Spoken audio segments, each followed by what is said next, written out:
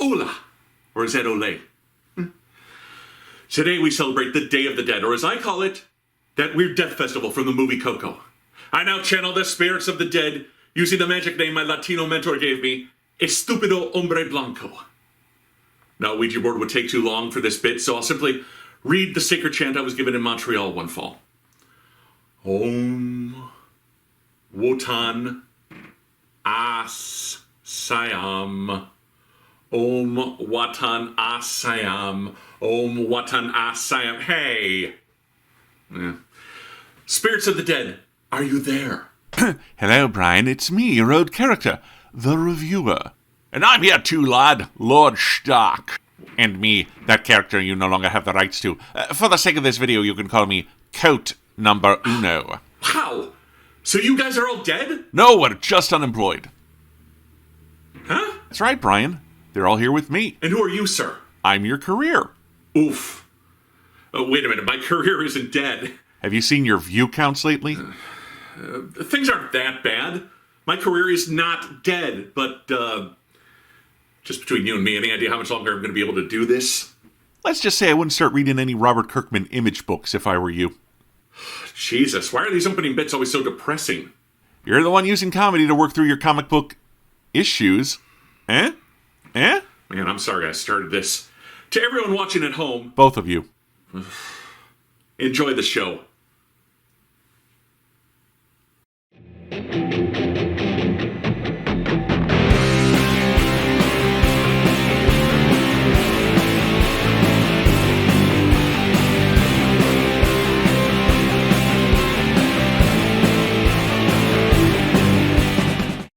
Hi everyone and welcome back to Comic Book Issues. I'm your host, Brian Heinz.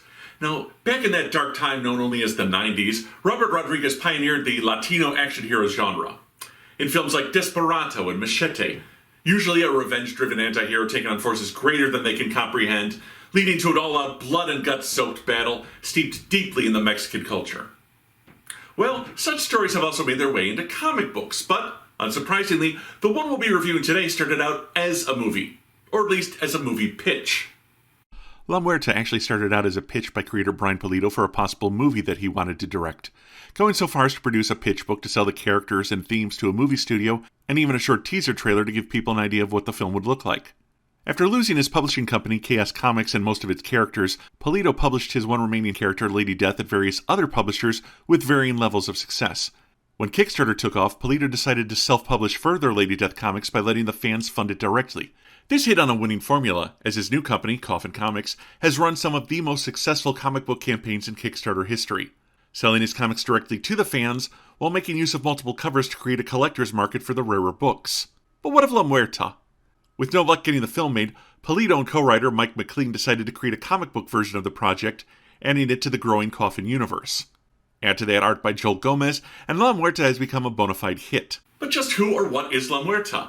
We'll find out on today's episode as I review her origin story spread across her first two comic books. This is my review of La Muerta, Descent, and Last Rites. In a church, a mob boss is worried about his kidnapped daughter. A gang delivers her boy and beats him to death, all in the name of Mama Z. Mama Z is painting in blood, having collected the hearts of her enemies. The gang's leader, Diablo, delivers the mob boss's heart to Mama Z, but also the news that he didn't have her stolen money. They need to find out who stole it from her.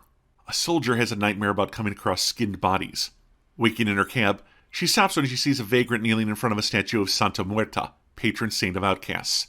She helps him up, and then goes to reunite with her family. She's Maria Diaz, former Marine.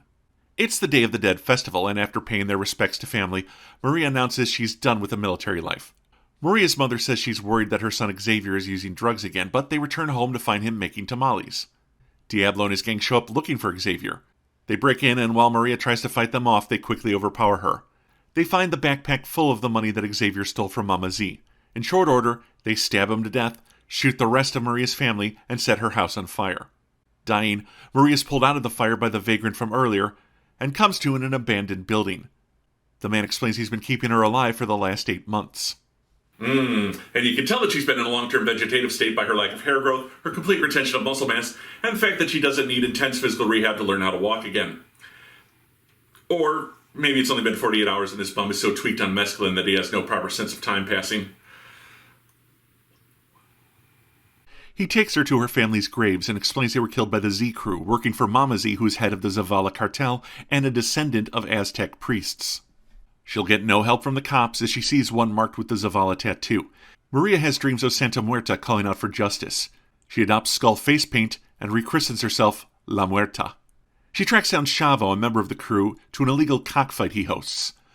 Waiting for his guests to clear out, La Muerta teases Chavo from the darkness, but he nails her with the briefcase and even with her makeup recognizes her from the hit on her family. She ends up stabbing him in the temple with one of the rooster blades. Okay, fun fact. A rooster blade is actually a razor they attach to rooster legs so that cockfights are far more brutal and bloody with the poor animals disemboweling one another for your entertainment. Oh, wait, did I say fun fact? Sorry, I meant the other thing. Horrifying? It's a horrifying fact. I often get horror and fun confused. Maybe that's why there were only 3 survivors from my birthday party last year. The candles. Ooh. Mama Z later interrogates the wounded bodyguard while brandishing a macuahuitl. Upon hearing of a girl dressed up like a ghost, she buries the Aztec weapon in his head. She puts out word to kill this new player. Fun fact, the macuahuitl is an early South American weapon commonly found in the Aztec, Mayan, and even Toltec cultures. The obsidian blades in the wooden paddle were sharp enough to decapitate a man in a single swing, although more often than not, a de-gutted opponent would be left bleeding out and begging for death. A pair of detectives, King and Capote, are investigating Chavo's death, but Derek King is obsessing over a file about Maria. Later, La Muerta is at her parents' grave when she sees the bum from earlier. His name is Faustino. He lets her use his abode, an abandoned mortuary filled with a whole ton of weapons. He used to be a contract killer, but when he tried to retire after he murdered a teenage boy for stealing drugs, his boss killed his daughter. After that, he fell into the bottle. Later, Detective King sees Maria. He tries to talk to her knowing she survived Mama Z's hit, but she's not interested. She's going to hit the strip club which the cartel uses for drug distribution, and he'd better stay out of her way. Driven on by further dreams of Santa Muerta, Maria infiltrates the club while they're auditioning dancers. In full makeup and not much else. Because it's not exploitation when the naked woman is there to murder you. La Muerta opens fire on the female member of the gang. We never get her name. Like the previous fight, the gang member knocks her down, but she grabs a razor blade necklace the banger is wearing, probably not the best idea for a fashion accessory, and slices her throat open. Seen leaving the crime scene, the legend of La Muerta begins to grow in the community. Later in a bar, Capote warns Derek about being a cop on a mission. It'll consume him. But when Santos, the police officer with the cartel tattoo from earlier, enters, King makes an excuse to get some air. Maria is waiting for him.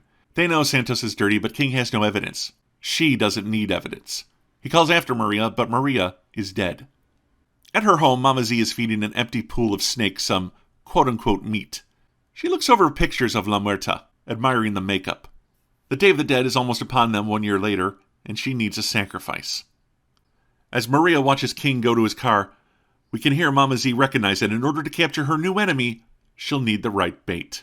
Hey there, it's your old friend Brian, don't you know? And today we're going to talk about bait, you betcha. The right kind of bait is essential. Now with your muskies, you're going to want a black, purple, olive, or I'd even go with a 9-inch squirrely jake. That said, for your northern pikes now, you're going to need a bright and loud lure. I'd recommend the Repellent number 14 Shad Rap, but then I wouldn't say no to a Johnson Silver Minnow Spoon, you betcha. Now for your Latino vigilantes, you'd think you'd want to threaten their family, but most have already lost their families in a senseless act of violence, don't you know? For that case, I'd go with an ally. Best an ally with an unspoken sexual tension. That'll draw them right out. Heck, in some cases, the vigilante will jump right into your boat as you're holding the machete up to the love interest's jugular. You betcha. Chapter 2, Last Rites, begins with Maria trailing the luchador-masked crooked cop, Santos. She sets a bomb to give her a distraction if needed. She kills Santos only to unmask him and realize it's not him. Anyway, this decoy has a bomb strapped to his chest that goes off, knocking her back. The whole gang is here, including Diablo, who pours acid into a tub to melt her body, and the real Santos who disarmed her bomb, except apparently he didn't know about the backup detonator. A fistfight ensues where Diablo recognizes Maria, but she uses leverage to send him face first into the acid. Later, she visits her family's plot, running into a family friend named Danny. He reminds her that her mother was proud of her and she leaves satisfied. Trophies of her family's now dead killers left on the tombstone. She bids goodbye to Faustino, who admits taking care of her pulled him out of his alcoholism. She then visits Derek to thank him for not telling anyone about Maria Diaz being La Muerta. In fact, she ends up thanking him all night long. Mama Z then sends her lover Arana to pull off a series of drive-by shootings, attacking the neighborhood that sees La Muerta as a hero, even going so far as to hang Danny. Now, in a moment of respect for the poor young boy hung by his throat until dead, we will have a moment of silence. Thank you. Now break out the piñata sticks! Covering the carnage, a camera crew catches Maria weeping into Derek's arms, with Faustino by her side. A badly burned but not dead Diablo recognizes him, later going to the mortuary and capturing Faustino. Drinking and depressed, King drops Maria off at Faustino's.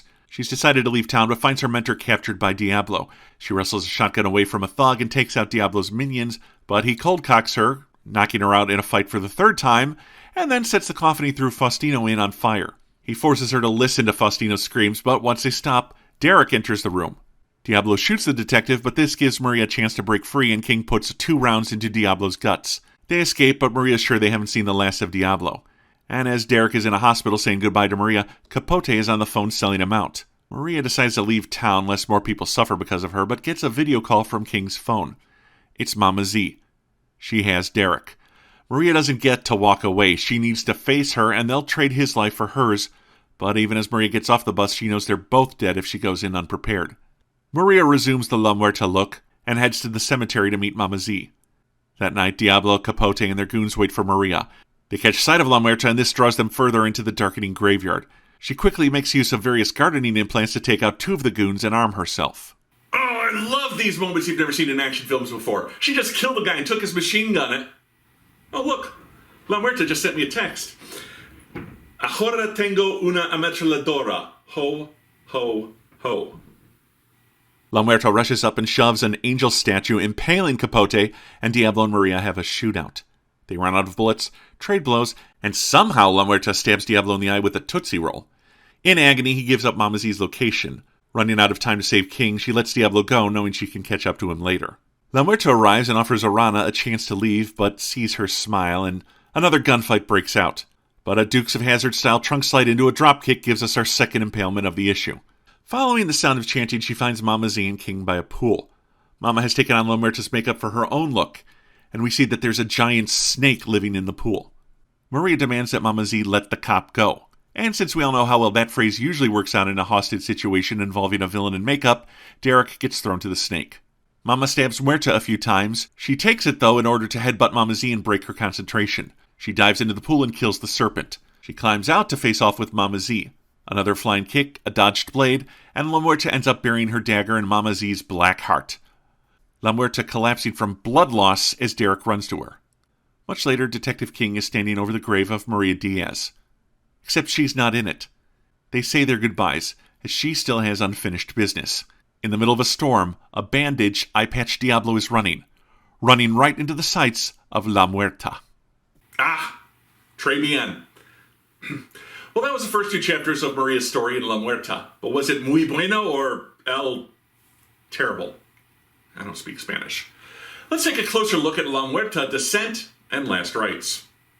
Well, first off, it has to be said that while I don't think the book itself was overly long, keep in mind these 2 chapters were released via Kickstarters that were 6 months apart, so there was a long gap between books.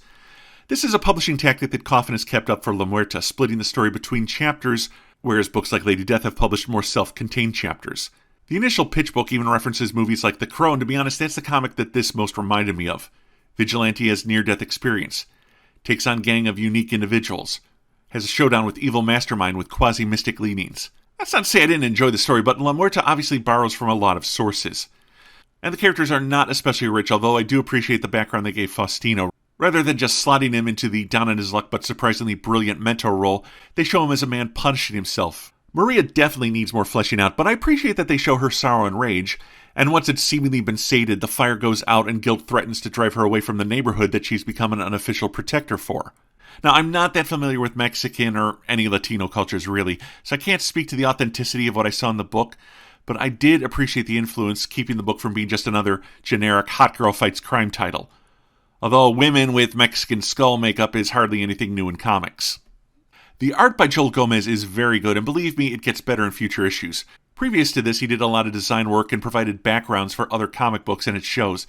He does wonderful detail in his pages, really building a world for Maria's struggle. That said, there's the occasional misstep, like the same kick post showing up multiple times, unless that was intentional, and the occasional stiff-looking body position.